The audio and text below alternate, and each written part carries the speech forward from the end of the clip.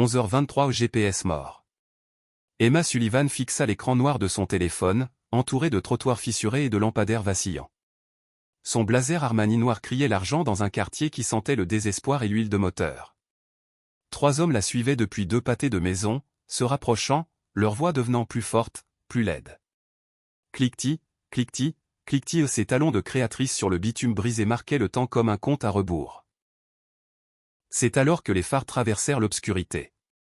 Une vieille camionnette qui avançait vers elle comme un salut, enveloppée de rouille et de métal cabossé. Mais ce qu'elle ignorait, c'est que l'homme au volant portait des secrets qui allaient pulvériser tout ce qu'elle croyait savoir de sa propre vie minutieusement construite. La camionnette était ancienne, des années 1990 peut-être. Des plaques de rouille fleurissaient comme de vieilles cicatrices. Jake Williams serrait le volant de ses mains calleuses, jetant un coup d'œil à son fils Tommy, 7 ans, qui luttait contre le sommeil sur la banquette arrière. Il sortait juste des urgences après une nouvelle poussée de fièvre. Une énième nuit d'inquiétude qui lui comprimait la poitrine comme un étau. C'est là qu'il la vit. Des vêtements chers, des prédateurs qui tournaient, des ennuis écrits en néon. Il n'hésita pas. 2 ans de paternité solo lui avaient appris à savoir quand intervenir. Sans poser de questions. « Madame, vous avez besoin d'aide ?» Sa voix trancha la nuit, ferme et calme. Ce que Jake ne pouvait pas savoir, c'est que cette femme allait défaire tout ce qu'il croyait comprendre sur la justice, l'amour et les secondes chances. Emma se glissa sur le siège passager, les mains tremblantes tandis que les 3 hommes se fondaient dans l'ombre. Jake ne posa pas de questions, n'exigea ni explication ni destination. Il se contenta de traverser des rues qui le connaissaient, devant des maisons où des familles dormaient derrière des murs minces et des comptes en banque encore plus minces. La camionnette sentait l'huile de moteur et quelque chose de plus doux. Du shampoing pour enfants, peut-être. De l'espoir. Emma se surprit à étudier son profil à la lueur du tableau de bord. Cet homme aux mains sûres et sans exigence. À l'intersection principale, là où circulaient encore les bus urbains, Jake attendit qu'elle soit en sécurité dans un taxi. Pas d'échange de nom, pas de numéro de téléphone, seulement de la bonté sans étiquette. Alors que ses feux arrière disparaissaient dans la nuit, Emma réalisa qu'elle retenait sa respiration. Elle n'avait aucune idée que la simple décence de cet étranger allait bientôt entrer en collision avec le secret le plus jalousement gardé de sa vie étouffante. Jake Williams avait appris la perte à 28 ans. Rebecca était institutrice en CE2, elle restait tard pour les enfants dont les comptes de cantine étaient vides et les foyers brisés. Un cancer de l'ovaire mit 18 mois à la tuer, mais cela parut durer 18 ans. Tommy avait 5 ans alors, assez grand pour comprendre que maman ne reviendrait pas. Trop jeune pour saisir pourquoi papa pleurait parfois sous la douche. Jake vendit leur maison de banlieue et s'installa ici, où les loyers étaient bon marché et les voisins s'occupaient de leurs affaires. Il avait été ingénieur aérospatial, concevant des composants pour satellites qui orbitaient toujours au-dessus de leur petit appartement. Mais le chagrin redéfinit les priorités, et Jake trouva la paix à réparer des choses avec ses mains. Des problèmes aux solutions visibles.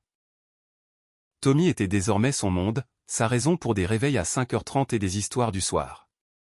Ce que Jake ne savait pas, c'est que la femme qu'il avait sauvée portait un choix qui mettrait à l'épreuve tout ce qu'il avait appris sur la protection des êtres aimés. 3 jours plus tard, Emma se tenait devant l'atelier Otto Rodriguez, un sac de course à la main, se sentant comme une impostrice. Un jean au lieu de tailleur de créatrice, des baskets en toile au lieu de talons Louboutin, mais elle avait toujours l'impression d'être déguisée, de jouer à se travestir dans la vie d'une autre. Par la porte ouverte du garage, Jake travaillait sous le capot d'une Honda avec une concentration absolue. Tommy était assis non loin à un bureau de fortune, coloriant avec la langue sortie, comme font les enfants quand ils s'appliquent. Emma avait passé 72 heures à penser à ce moment, à cette bonté sans facture. Dans son monde, chaque service avait des intérêts composés. Mais cet homme avait simplement fait ce qui était juste, et cela avait en quelque sorte fissuré quelque chose derrière ses côtes. « Excusez-moi », appela-t-elle. Jake leva les yeux, la surprise traversa son visage, puis quelque chose de plus chaud. « J'ai apporté le déjeuner pour vous remercier. » Les yeux de Tommy s'écarquillèrent devant le sac de course, et Emma ressentit de nouveau cette étrange torsion, celle qu'elle ne savait pas nommer. Jake s'essuya les mains et étudia son visage. Pas vraiment méfiant, mais prudent, comme les pères solos apprennent à l'être. « Vous n'étiez pas obligé, dit-il. » Mais sa voix portait de la chaleur, et Emma remarqua comment son regard vérifia d'abord Tommy, s'assurant que son fils se sente en sécurité avec cet inconnu. Ils mangèrent des sandwichs sur des caisses retournées pendant que Tommy bavardait d'exploration spatiale et de projets scolaires. Jake l'écoutait avec une telle attention que le garçon en rayonnait, se penchant pour essuyer la mouture du menton de Tommy sans interrompre la conversation. Emma se laissa prendre dans leur rythme, la façon dont ils finissaient les phrases l'un de l'autre, leur rire facile. Cela faisait des années qu'elle ne s'était assise nulle part sans vérifier son téléphone. Des années qu'un simple contentement lui semblait possible. Quand Tommy lui demanda si elle avait des enfants, la poitrine d'Emma se serra comme un poing qui se ferme. « Non », dit-elle doucement. Et Jake entendit quelque chose sous le mot, une fracture à peine contenue qui le poussa à réorienter la conversation avec douceur. Alors que l'après-midi s'étirait vers le soir, Emma réalisa qu'elle ne voulait pas partir. Pour la première fois de sa mémoire, elle pouvait respirer. Les 2 semaines suivantes, Emma inventa des raisons de venir. Café du matin, aide aux devoirs l'après-midi, apprendre à passer les outils à Jake pendant qu'il travaillait sous les capots de voitures qui avaient vu des décennies meilleures. Elle déviait les questions personnelles avec une habileté digne d'une PDG, mais ne pouvait cacher comment le rire de Tommy l'illuminait, ni comment elle mémorisait chaque détail de leur conversation. Jake commença à anticiper ses visites avec une intensité qui le surprit. Rebecca était partie depuis 2 ans, mais le chagrin résidait toujours dans sa poitrine comme une pierre. La présence d'Emma lui semblait comme la lumière du soleil à travers de lourds rideaux, douce et progressive, et en quelque sorte guérissante. Tommy se mit à dessiner des images incluant une femme aux cheveux bruns et aux yeux doux. Jake se surprit à se demander ce que cela signifiait de laisser entrer quelqu'un de nouveau dans leur monde si soigneusement protégé. Ni l'un ni l'autre ne parlait de la tendresse grandissante entre eux, mais elle vivait dans le frôlement des doigts en passant les clés, dans les parts de tarte gardées, dans les silences confortables qui s'étiraient comme des promesses tacites. Ils construisaient quelque chose de fragile et de précieux, brique par brique. Un jeudi soir, Emma aida Tommy à déchiffrer des mots difficiles pendant que Jake travaillait tard sur une transmission récalcitrante. La lumière du plafonnier capta quelque chose qui serra l'estomac de Jake. La montre d'Emma, partiellement cachée sous sa manche, laissa deviner du métal cher et un savoir-faire de précision. Une Patek Philippe, valant plus que ce qu'il gagnait en 2 ans. Elle avait fait si attention à tout le reste, toujours habillée simplement, se comportant comme si elle appartenait à leur monde. Mais la montre la trahit, et les questions affluèrent comme de l'eau glacée. Pourquoi quelqu'un qui pouvait s'offrir une montre à 50 000 $ passerait-il ses après-midi dans un garage miteux? De quoi fuyait-elle? Et, plus important encore, que cachait-elle? Cette nuit-là, après que Tommy se fut endormi, Jake resta éveillé à fixer les taches au plafond, se demandant s'il avait été un imbécile. L'honnêteté de Rebecca avait été le fondement de tout ce qu'ils avaient construit ensemble. La confiance était le don le plus dangereux que l'on puisse faire à une autre personne, et Jake commençait à se demander s'il avait donné la sienne à quelqu'un qui ne la méritait pas. Emma Sullivan comprit pour la première fois que l'amour était un luxe à 12 ans. Son père, William, avait bâti Sullivan Industries d'un seul magasin d'électronique en un empire multinational grâce à sa seule volonté et à son refus absolu de montrer la moindre faiblesse. Sa mère mourut alors qu'Emma était trop jeune pour avoir de vrais souvenirs, ne laissant que des photographies et une vague chaleur quand Emma portait son collier de perles. William éleva sa fille comme il dirigeait son entreprise, attentes claires, objectifs mesurables, tolérance zéro pour l'échec. Emma excella en tout. Diplômée summa cum laude de Harvard Business School. Devenu PDG à 28 ans, quand la crise cardiaque de William le força à une semi-retraite. Mais le succès était une cage dorée, et elle n'avait jamais appris à vouloir quelque chose pour elle-même. 3 mois plus tôt, William avait annoncé ses fiançailles avec Christopher Morrison, héritier de Morrison Holdings et ce qu'il appelait « un partenariat stratégique assurant l'héritage de notre famille ». Emma dit oui parce que refuser signifiait décevoir son père, ce qui lui semblait équivaloir à mourir. Le mariage était fixé au 15 décembre, organisé par des comités qui discutaient de sa vie comme d'une campagne marketing. La nuit où elle rencontra Jake, Emma fuyait sa propre fête de fiançailles. Elle s'était tenue dans les toilettes du Four Seasons, fixant son reflet, et avait réalisé qu'elle ne pouvait plus faire semblant d'être heureuse d'épouser un étranger. Alors, elle s'était éclipsée par la sortie de service et avait marché, laissant ses pieds l'emporter loin des attentes scintillantes vers l'obscurité, où elle pouvait enfin admettre la vérité. Elle se noyait dans une vie qui semblait parfaite, mais qui ressemblait à une suffocation. Jake et Tommy étaient devenus sa bouée de sauvetage, la première chose réelle qu'elle avait touchée depuis des années. Avec eux, elle n'était plus Emma Sullivan, PDG et future mariée réticente. Elle était juste Emma, quelqu'un qui pouvait rire aux blagues de Tommy et se sentir utile en passant des cliquets à Jake. Mais chaque jour rendait le mensonge plus grand. Et chaque sourire que Tommy lui adressait ressemblait à une petite trahison de la confiance qu'elle ne méritait pas. Elle savait que cela ne pouvait pas durer éternellement, mais ne pouvait se résoudre à lâcher le seul bonheur qu'elle ait trouvé en 32 ans. Vendredi après-midi, 3 SUV noirs arrivèrent à l'atelier Rodriguez comme des nuages d'orage par temps clair.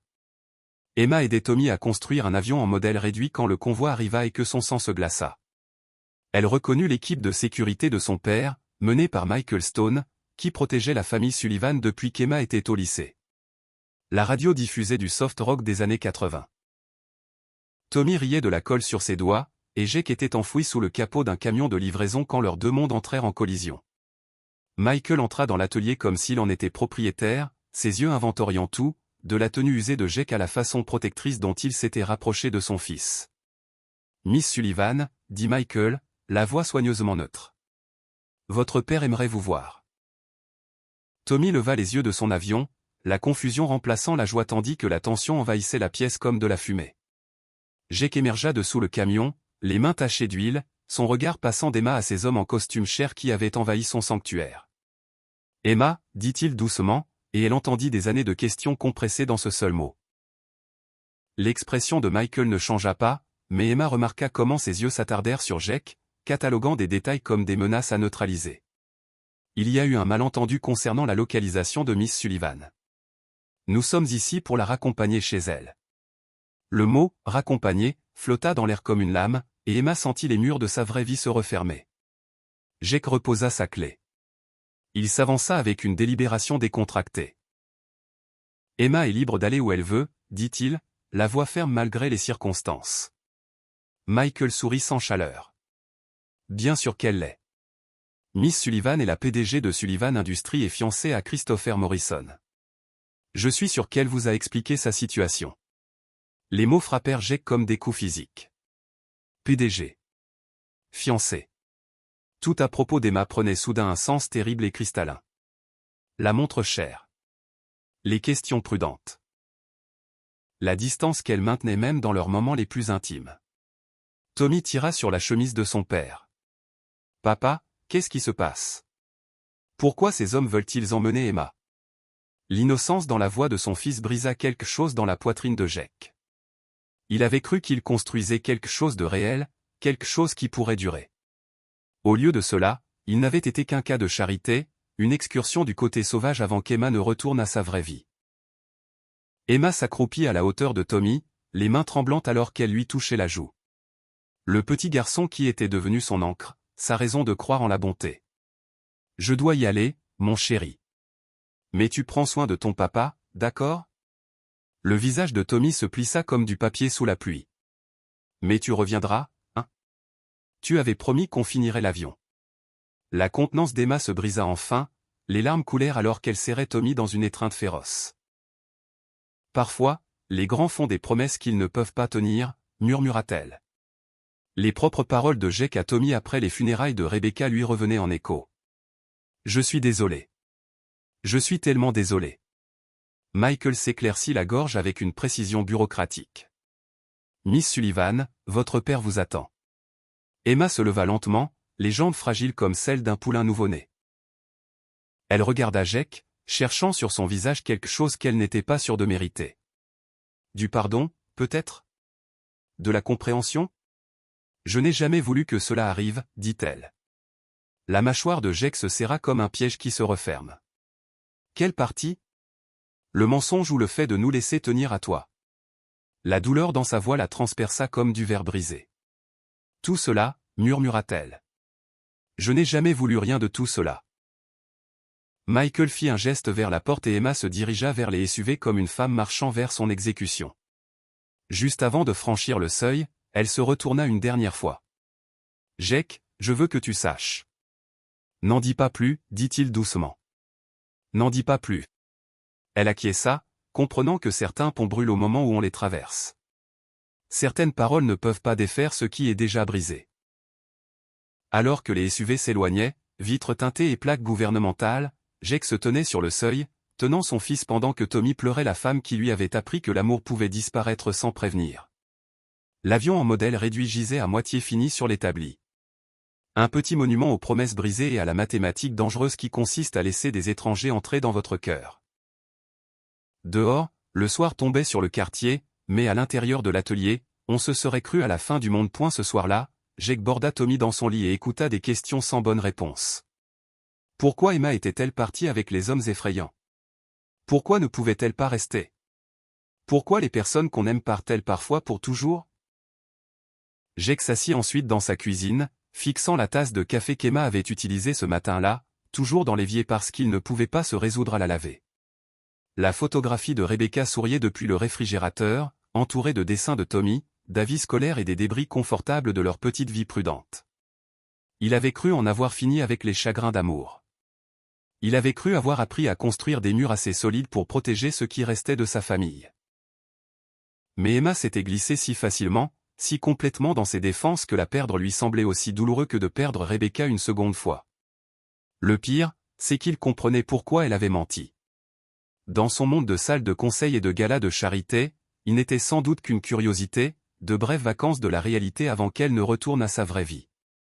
Les fiançailles expliquaient tout. Ses questions prudentes sur son passé, sa façon de ne jamais parler de son avenir, la montre chère qu'elle avait tant essayé de cacher. Jake avait été un imbécile de penser qu'une femme comme Emma Sullivan pouvait vouloir quelque chose de permanent avec quelqu'un comme lui. Mais de l'autre côté de la ville, dans le manoir de son père, surplombant l'épine scintillante de la ville, Emma Sullivan livrait le plus grand combat de sa vie. William Sullivan était assis derrière son bureau en acajou comme un juge s'apprêtant à prononcer une sentence de mort, les doigts en cathédrale, étudiant le visage encore marqué par les larmes de sa fille avec la même expression qu'il utilisait pour évaluer des OPA hostiles. « Je suis déçu de toi, Emma, dit-il, la voix portant 32 ans d'attente soigneusement cultivée. Courir en cachette avec un mécanicien, comme une adolescente qui a un béguin. Comprends-tu ce que tu as risqué? La fusion avec Morrison dépend de ce mariage, et tu as joué à la maison avec un homme qui gagne moins en un an que ce que tu dépenses en chaussures. » Emma releva le menton, trouvant des réserves de force qu'elle ne se savait pas posséder. Le collier de perles de sa mère était chaud contre sa gorge. Un talisman venant d'une femme qui n'avait jamais eu la chance de se battre pour ses propres choix.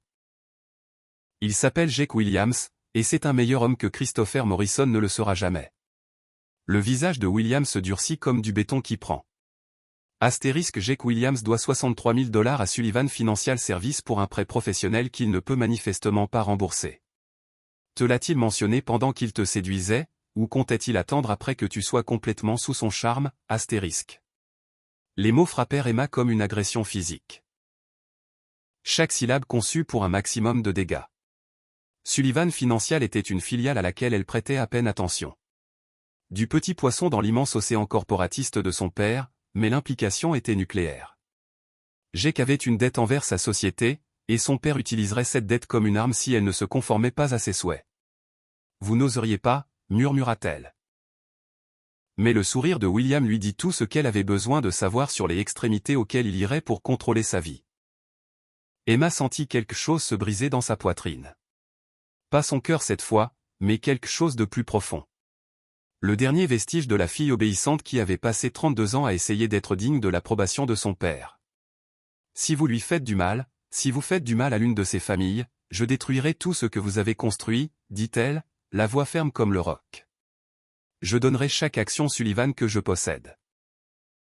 Je reverserai chaque dollar de mon héritage à ses concurrents. Vous m'avez appris à être impitoyable, papa. Ne l'oubliez pas quand vous déciderez jusqu'où vous voulez me pousser. Le lendemain matin, la Bentley de William Sullivan arriva à l'atelier Rodriguez avec l'inéluctabilité d'un cancer qui revient. Jake travaillait sur des plaquettes de frein quand le chauffeur tint la porte à un homme en costume qui coûtait plus cher que la plupart des voitures. William Sullivan était plus petit que Jake ne l'avait imaginé, mais il se déplaçait avec l'assurance de ceux qui peuvent remodeler des horizons de ville d'un simple geste. « Monsieur Williams, dit-il en tendant une main que Jake ne serra pas. Je crois que nous devons parler de ma fille. » Jake se redressa, s'essuya les mains sur un chiffon qui lui parut soudain bien dérisoire face à tout ce qui allait se passer. Sa camionnette était garée sur le parking comme un chien fidèle. Le siège auto de Tommy encore attaché à l'arrière depuis leur trajet vers l'école ce matin-là. Où est Tommy ? Demanda William en jetant un coup d'œil autour de l'atelier avec l'expression d'un homme inspectant une propriété qu'il envisageait d'acheter. À l'école, répondit Jake, reconnaissant que son fils ne soit pas témoin de ce choc des mondes. William acquiesça avec approbation. Bien. Les enfants ne devraient pas entendre ce que les adultes doivent parfois se dire. Il sortit un chèque de sa veste avec une précision cérémonieuse et le déposa sur l'établi de Jake comme une offrande au dieu du capitalisme. 100 000 $. De quoi rembourser largement votre prêt professionnel et assurer l'éducation de votre fils. Tout ce que vous avez à faire, c'est rester loin d'Emma. Jake regarda le chèque sans le toucher, voyant plus d'argent qu'il n'en avait jamais tenu, écrit de l'écriture précise de William Sullivan. Dans le coin de son œil, le fils de Madame Rodriguez jouait sur le parking pendant que sa mère attendait sa voiture. Étage M. Kim, de l'épicerie du coin, se tenait près de sa camionnette de livraison, confiant que Jake le remettrait sur la route pour qu'il puisse nourrir sa famille. « Et si je ne le fais pas ?» demanda Jake. Le sourire de William était froid comme l'hiver, l'expression d'un homme qui avait bâti un empire en n'acceptant jamais le non comme une réponse définitive. Alors Sullivan Financial Service exigera le remboursement immédiat de votre prêt. Ce quartier n'a pas beaucoup d'ateliers, Monsieur Williams. Ce serait dommage que les familles qui comptent sur vous n'aient nulle part où aller. La menace flotta dans l'air comme la fumée d'un incendie. Et Jake sentit quelque chose se fissurer dans sa poitrine. Pas un chagrin d'amour cette fois, mais une rage pure envers cet homme qui pensait que tout était à vendre, qui utilisait des familles laborieuses comme levier pour contrôler la vie de sa fille. Vous pensez que tout a un prix, dit Jake doucement. William ajusta ses boutons de manchette avec une aisance étudiée, le geste d'un homme à l'aise avec son propre pouvoir. Tout est à vendre, Monsieur Williams. La seule question est de savoir si l'acheteur peut se le permettre. Jake prit le chèque, l'étudia longuement pendant que William Sullivan attendait que le capitalisme opère sa magie. 100 000 $. Les frais d'université de Tommy. La liberté de l'endettement. La sécurité pour les familles qui lui confiaient leur transport, leurs moyens de subsistance, leur salaire du vendredi après-midi. Puis Jake déchira le chèque en deux, laissant les morceaux voltiger sur le béton taché d'huile comme des confettis de luxe. « Alors je suppose que vous ne pouvez pas vous m'offrir, dit-il. La contenance de William se fissura légèrement, laissant entrevoir quelque chose de laid sous l'extérieur polissé. « Ne soyez pas stupide. Vous avez un fils à qui penser. Que lui arrivera-t-il quand vous perdrez tout à cause de votre orgueil ?» Jake s'approcha et, pour la première fois de la conversation, William Sullivan parut incertain. Voici un homme qui n'avait jamais eu à se battre pour quoi que ce soit avec ses mains. Qui n'avait jamais appris que certaines choses ne pouvaient être ni achetées ni intimidées. Mon fils a besoin de voir que certaines choses ne sont pas à vendre, dit Jake. Comme la dignité, comme l'amour, comme faire ce qui est juste, même quand c'est difficile. William ramassa les morceaux déchirés de son chèque avec des mouvements secs et irrités, le visage empourpré par la piqûre inhabituelle du rejet. Emma se marie dans 6 semaines, Monsieur Williams, avec un homme qui peut lui donner tout ce qu'elle mérite. Qu'avez-vous à lui offrir ? Il fit un geste dédaigneux vers l'atelier, vers la vie de Jake, vers tout ce qui avait semblé solide et réel un instant plus tôt. Je peux lui offrir la vérité, dit Jake. Est-ce que vous le pouvez ? William Sullivan repartit sans un mot de plus, laissant Jake debout dans son atelier avec un goût de victoire et de défaite également amer dans la bouche. Il avait gagné la bataille, mais avait peut-être perdu la guerre, car les hommes comme William Sullivan ne restent pas vaincus. Ils se regroupent, trouvent de nouveaux angles d'attaque, utilisent leurs ressources pour écraser quiconque ose se dresser sur leur chemin. Jake pensa à Emma, prisonnière dans le manoir de son père comme une princesse dans une tour faite d'argent et d'attente. Il pensa à Tommy, qui avait déjà perdu une mère et ne méritait pas de perdre une autre figure parentale à cause de complications d'adultes qu'il ne pouvait comprendre.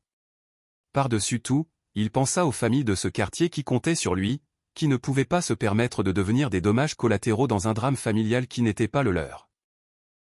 Le soleil de l'après-midi entrait en biais par les fenêtres de l'atelier, illuminant les particules de poussière et l'avion en modèle réduit à moitié fini que Tommy et Emma n'achèveraient jamais ensemble.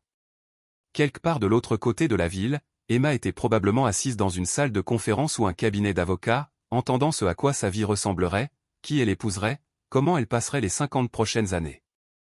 Et il n'y avait rien que Jake Williams puisse y faire. Mais William Sullivan n'était pas devenu milliardaire en acceptant la défaite avec grâce. Et son prochain mouvement arriva avec une précision chirurgicale. Cet après-midi-là, Jake reçut un appel de l'école de Tommy qui glaça son sang. Son fils s'était effondré pendant la récréation, une fièvre montant à 40 degrés Celsius. Jake fonça à l'hôpital, les mains tremblantes en remplissant les papiers et en attendant que les médecins lui disent si son monde allait de nouveau s'écrouler.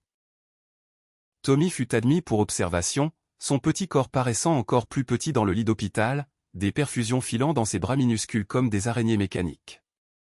Les médecins parlèrent d'infections virales et de protocoles de surveillance, de comment ces choses arrivaient parfois avec les enfants, mais Jake entendit l'incertitude sous leur calme professionnel. Il appela son patron au garage, arrangea des jours de congé qu'il ne pouvait pas se permettre, et s'installa dans la chaise inconfortable à côté du lit de Tommy pour attendre, prier, et se demander si c'était l'œuvre de William Sullivan ou simplement l'ironie cruelle de l'univers. C'est là qu'Emma le trouva. 6 heures plus tard, le visage pâle de peur et d'épuisement. Portant encore le tailleur de la réunion quelconque dont son père l'avait traîné. L'école a appelé votre liste d'urgence, dit-elle doucement. J'y figurais encore. Jake leva les yeux vers elle, ses yeux cernés par l'inquiétude et le manque de sommeil, et sentit quelque chose s'ouvrir dans sa poitrine. Malgré tout ce qui s'était passé, malgré les mensonges, les révélations et les ponts brûlés, elle était venue. Votre père a menacé de détruire mon entreprise si je ne restais pas loin de vous, dit-il, la voix plate d'épuisement. Le visage d'Emma se plissa comme du papier sous la pluie. Je sais. J'ai essayé de l'en empêcher, mais il n'a pas écouté. Jake, je suis tellement désolé. Tommy bougea dans son sommeil, et les deux adultes se turent, observant le soulèvement et l'abaissement de sa petite poitrine, les moniteurs qui bipaient une réassurance dans l'air stérile. Il va s'en sortir, murmura Emma en touchant le front de Tommy avec des doigts doux qui se souvenaient des histoires du soir, de l'aide aux devoirs et de la construction d'avions en modèle réduit. Les enfants sont résilients. Jake attrapa sa main, la tint un instant avant de la lâcher, et dans ce bref contact, Emma sentit tout ce qu'ils avaient perdu, et tout ce qu'ils pourraient encore sauver. Emma, il faut que tu comprennes quelque chose, dit Jake, la voix à peine plus qu'un murmure pour ne pas réveiller Tommy. Je ne peux pas te donner la vie à laquelle tu es habitué. Je ne peux pas rivaliser avec les manoirs, les jets privés et tout ce qui accompagne ton monde. Mais je peux t'aimer complètement, et je te promets que tu n'auras jamais à faire semblant d'être quelqu'un d'autre quand tu es avec nous. Les larmes d'Emma tombèrent silencieusement sur la couverture d'hôpital. Chaque goutte portant le poids de 32 ans à vivre la vie de quelqu'un d'autre. Peu importe ce que je veux, dit-elle. Mon père te détruira, toi et tous ceux qui dépendent de toi. Et je ne permettrai pas que cela arrive. Jake se renfonça dans sa chaise, étudiant son visage à la lumière fluorescente crue qui faisait tout ressembler à une scène de crime. Alors c'est ça? Tu vas épouser quelqu'un que tu n'aimes pas pour me protéger de ton père? Emma acquiesça, incapable de parler à cause du béton dans sa gorge. Jake resta silencieux longtemps, écoutant les bips des moniteurs de Tommy et les bruits lointains de l'hôpital continuant autour d'eux. Enfin, il parla. Et s'il y avait une autre solution? Emma le regarda, l'espoir et le désespoir se disputant dans son expression comme des armées sur un champ de bataille. Que veux-tu dire? Jake se leva, se mit à faire les 100 pas dans la petite pièce avec l'énergie nerveuse d'un homme prenant une décision qui allait tout changer. Le sol en vinyle grinçait sous ses bottes de travail, et quelque part dans le couloir, une télévision diffusait des émissions de téléachat tardives dans des chambres vides. Ton père croit qu'il peut te contrôler parce que tu as besoin de son argent, de son approbation, de son empire. Mais si tu n'en avais pas besoin? Si tu tournais le dos à tout cela? Emma secoua la tête comme s'il avait suggéré qu'elle pousse des ailes et s'envole. Jake, tu ne comprends pas. Je ne peux pas simplement démissionner de qui je suis. Tu n'es pas qui tu es à cause de l'entreprise de ton père, dit Jake en s'arrêtant près de sa chaise. Tu es qui tu es à cause de la façon dont tu traites mon fils, de la façon dont tu t'illumines quand tu résous un problème, de la façon dont tu prépares un café exécrable mais continues d'essayer parce que tu veux contribuer. La femme dont je suis tombé amoureux, ce n'est pas Emma Sullivan, PDG. C'est Emma, qui s'assoit par terre pour construire des avions en modèle réduit et qui se moque de mettre de la colle sur ses vêtements chers. Emma le fixa, son esprit tournant à travers des possibilités qu'elle ne s'était jamais autorisée à envisager. Droit des sociétés, accords d'actionnaires, le réseau complexe de contrats et d'obligations qui la liait à l'empire de son père. Même si je voulais partir et je le veux, je ne peux pas, dit Emma, la voix gagnant en force alors qu'elle réfléchissait à la logistique. La fusion avec Morrison Holdings ne concerne pas seulement moi. Il y a des milliers d'emplois en jeu, des contrats, des obligations qui dépassent mon bonheur personnel. Jake cessa de faire les 100 pas, se tourna vers elle avec quelque chose comme de l'excitation brillant dans ses yeux fatigués. Et si ces emplois ne dépendaient pas de ton mariage avec quelqu'un que tu n'aimes pas? Et s'il y avait une autre façon de structurer la fusion, un autre chemin qui ne t'oblige pas à sacrifier ta vie sur l'autel de la stratégie d'entreprise? Les yeux d'Emma s'écarquillèrent alors qu'elle commençait à comprendre ce qu'il suggérait, l'ampleur audacieuse de sa proposition. Tu parles de restructuration d'entreprise, de rachat par effet de levier, d'instruments financiers qui prennent des mois à organiser et des millions à exécuter. Jake sourit le premier vrai sourire qu'elle lui voyait depuis des jours et son visage s'en trouva transformé comme l'aube après la plus longue des nuits. Alors, c'est une bonne chose que tu sois la PDG d'une grande société et que tu saches comment ces choses fonctionnent. Tommy bougea dans son lit, ouvrit les yeux et vit tous deux debout comme des gardiens veillant sur ses rêves. Emma, dit-il faiblement, la voix petite dans la grande chambre. Tu es revenue. Emma s'agenouilla près de son lit, lissant ses cheveux avec des doigts doux qui se souvenaient des berceuses, des histoires du soir et du poids de l'amour inconditionnel. J'avais promis de t'aider à finir cet avion, non? Tommy acquiesça, et Emma leva les yeux vers Jake avec une nouvelle détermination qui brûlait dans son regard. Je vais avoir besoin d'un très bon avocat. 2 semaines plus tard, Emma Sullivan entra dans le bureau de son père vêtue d'une robe simple et du collier de perles de sa mère, portant un dossier épais de documents juridiques et une résolution qui s'était construite pendant 32 ans. Le soleil matinal entrait embillé par les fenêtres du sol au plafond, illuminant des particules de poussière qui dansaient comme de minuscules célébrations de sa liberté retrouvée. William Sullivan leva les yeux de son ordinateur, son expression passant de la surprise à la lassitude en voyant l'apparence de sa fille. La PDG au tailleur parfait avait disparu, remplacée par une femme qui semblait avoir dormi, mangé et ri pour la première fois depuis des années. Emma, tu as changé d'apparence. Où étais-tu? Emma posa le dossier sur son bureau avec une attention délibérée. Le bruit du papier sur l'acajou résonna comme un marteau de juge dans un tribunal. Je me suis renseigné sur le droit des sociétés, papa. Plus précisément sur les droits des actionnaires et la gouvernance d'entreprise, et sur ce qui se passe quand une PDG décide qu'elle en a assez d'être une marionnette qui danse au bout des ficelles de quelqu'un d'autre. Les yeux de William se rétrécirent tandis qu'il ouvrait le dossier, parcourant les documents avec une inquiétude grandissante. Mémoire juridique, procuration d'actionnaires, projection financière qui brossait un tableau qui ne lui plaisait pas. Qu'est-ce que c'est? C'est ma démission en tant que PDG de Sullivan Industries, effective immédiatement. C'est aussi une motion pour dissoudre l'accord de fiançailles avec Morrison Holdings, invoquant une violation du devoir de fiduciaire et des conflits d'intérêts. Et c'est ma proposition de restructurer l'entreprise en coopérative détenue par les employés, ce qui rendrait la fusion Morrison inutile et protégerait chaque emploi que vous prétendez défendre. William se leva si vite que sa chaise recula comme si elle fuyait la scène d'un accident. Tu ne peux pas faire ça. Le conseil n'approuvera jamais. Emma souriait, pour la première fois de sa vie, elle se sentit la fille de son père de la meilleure façon possible. Portant sa brillance sans sa cruauté. J'ai déjà rencontré 7 membres du conseil. Ils sont très intéressés par une structure qui leur donne plus de contrôle et une plus grande participation aux bénéfices. Il s'avère qu'ils en ont tout autant marre que moi d'être vos pantins. Le visage de William passa par tout un spectre de couleurs, du rouge au pâle, puis à un certain gris.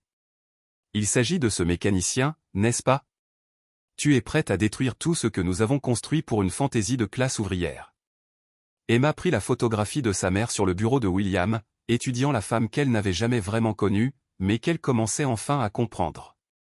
Maman était institutrice avant de t'épouser, n'est-ce pas?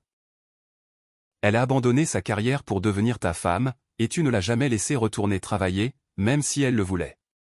J'ai trouvé ses journaux, papa, cachés dans le grenier. Je sais à quel point elle était malheureuse, comment elle rêvait d'avoir sa propre classe à nouveau. William s'assit lourdement, paraissant soudain plus âgé que ses 68 ans, le poids des décennies pesant sur ses épaules. Tout ce que j'ai fait, je l'ai fait pour toi ou pour te donner des opportunités, de la sécurité, un avenir meilleur que tout ce que j'aurais pu imaginer. Vous m'avez donné une cage, dit Emma doucement, sa voix portant l'amour à côté de la vérité dure. Une cage magnifique et chère, mais une cage quand même. Je ne suis pas ingrate pour tout ce que vous m'avez fourni. Mais je ne peux pas passer ma vie à essayer d'être digne de vos sacrifices. Je dois faire mes propres choix, même s'ils sont mauvais. Elle embrassa son front, la première marque d'affection physique qu'elle lui montrait depuis des années, et goûta le sel des larmes qu'elle ne savait pas qu'il avait versé. Je vous aime, papa, mais j'en ai fini d'avoir peur de vous décevoir. William Sullivan regarda sa fille quitter son bureau, se tenant avec une confiance qu'il ne lui avait jamais vue, et réalisa qu'il avait élevé exactement le genre de femme qu'il avait espéré qu'elle devienne, mais pas de la manière qu'il avait prévue. L'ironie ne lui échappa pas. En essayant de la protéger des mêmes erreurs que sa mère avait commises, il l'avait forcée à entrer dans une version différente du même piège. Il était peut-être temps d'admettre qu'Emma Sullivan était plus intelligente que son vieux père, assez courageuse pour parier le tout pour le tout sur l'amour, l'espoir et l'idée radicale que le bonheur pouvait valoir plus que la sécurité. Par les fenêtres de son bureau, la ville s'étendait en contrebas comme une carte de circuits imprimée. Toutes ces lumières représentant des vies, des rêves et des choix que les gens faisaient chaque jour. Quelque part là-bas, sa fille était sur le point de découvrir si l'amour était plus fort que l'argent, si deux personnes issues de mondes différents pouvaient construire quelque chose qui durerait. Et pour la première fois en 32 ans, William Sullivan se surprit à encourager quelqu'un d'autre que lui-même. 3 mois plus tard, Jake Williams se tenait sur le parking de son nouvel atelier, regardant Tommy aider Emma à peindre une enseigne où on lisait Williams et associés réparations honnêtes pour gens honnêtes. L'air d'octobre portait l'odeur des feuilles qui brûlaient de la possibilité, et l'atelier bourdonnait d'activités tandis que 12 employés entretenaient des voitures pour 3 quartiers différents. Le prêt professionnel de Sullivan Financial avait été annulé dans le cadre du paquet de départ d'Emma, et avec son investissement et son expertise, ils avaient construit quelque chose qui semblait plus grand que la somme de ses parties. Emma avait utilisé son diplôme du MIT en commerce pour rationaliser leurs opérations et son réseau pour obtenir des contrats avec des entreprises de livraison locale, mais plus important encore, elle avait trouvé sa voie, enseigner des cours de littératie financière au centre communautaire. Jake ne l'avait jamais vue plus heureuse que lorsqu'elle expliquait les intérêts composés à des adolescents qui l'écoutaient vraiment parce qu'elle parlait leur langue. Le travail n'était pas glamour, mais il était réel, et il était à eux. Tommy s'était complètement remis de son séjour à l'hôpital, mais il tenait toujours à dormir avec l'avion en modèle réduit qu'Emma et lui avaient enfin terminé ensemble. Ses ailes en plastique peintes de la couleur de l'espoir. Ils vivaient ensemble depuis 6 semaines maintenant dans la maison de 3 chambres qu'ils avaient achetée dans le secteur scolaire de Tommy, et Jake se réveillait parfois encore surpris de trouver Emma à côté de lui, ses cheveux bruns étalés sur l'oreiller comme de l'encre renversée. Ils n'avaient pas parlé de mariage, pour toujours, ni d'aucune de ces grandes questions qui l'effrayaient habituellement. Au lieu de cela, ils avaient construit quelque chose jour après jour, conversation après conversation, repas partagé après repas partagé. Emma avait appris à cuire des œufs sans les brûler, et Jake avait appris que l'amour ne devait pas toujours faire mal, que parfois il pouvait ressembler à un retour à la maison après un long voyage à travers des territoires inconnus. La photographie de Rebecca était toujours posée sur le plan de travail de la cuisine, dans leur nouvelle maison, à côté de photos d'Emma et Tommy construisant des forts de neige et de Jake apprenant à Emma à changer un pneu. Il y avait de la place pour toute leur histoire, désormais. Tout leur amour, sans que personne n'ait à diminuer pour faire de la place à quelqu'un d'autre. « Papa, on peut montrer l'atelier à grand-papa William ?» demanda Tommy en reculant pour admirer leur travail. Il y avait plus de peinture sur ses vêtements qu'il n'en avait mis sur le bois. Jake et Emma échangèrent un regard qui contenait des mois de négociations minutieuses et de progrès graduels. William Sullivan s'était lentement réchauffé à leur relation, même s'il envoyait encore à Emma des conseils financiers qu'elle n'avait pas demandés et faisait occasionnellement des remarques cinglantes sur les différents chemins de vie. Mais il était également venu à la pièce de théâtre de l'école de Tommy et avait apporté des cadeaux attentionnés pour son anniversaire. Et Jake avait vu la façon dont le visage du vieil homme s'illuminait quand Tommy l'appelait « grand-papa ». La semaine prochaine, peut-être, dit Emma diplomatiquement. Quand nous serons bien installés. Tommy acquiesça et partit explorer les baies vides du garage, sa voix résonnant tandis qu'il imitait le bruit des moteurs et faisait semblant de réparer des voitures invisibles. Jake passa son bras autour de la taille d'Emma, l'attirant contre lui tandis qu'il regardait leur fils jouer dans l'espace qui représentait tout ce qu'ils avaient choisi de construire ensemble. Leur petit territoire. L'odeur d'huile de moteur et de peinture fraîche se mêlait au shampoing d'Emma, créant une combinaison qui, curieusement, sentait le chez-soi. « Des regrets ?» demanda-t-il doucement. Emma se blottit contre sa chaleur, respirant le parfum familier de l'huile de moteur et du savon, et le beau chaos ordinaire d'une vie vécue à leurs propres conditions. Seulement d'avoir mis si longtemps à te trouver, dit-elle. Jake embrassa le sommet de sa tête, goûtant la lumière du soleil et la possibilité, et la douce épuisante réalisation des rêves qui se réalisent de manière inattendue. L'enseigne oscillait doucement dans la brise de l'après-midi, et quelque part au loin, il pouvait entendre le rire de Tommy se mêlant au bruit de la circulation et de la vie, et la belle symphonie ordinaire d'un quartier où tout le monde connaissait leur nom, où l'amour avait appris à pousser dans les espaces entre ce qui était attendu et ce qui était réel.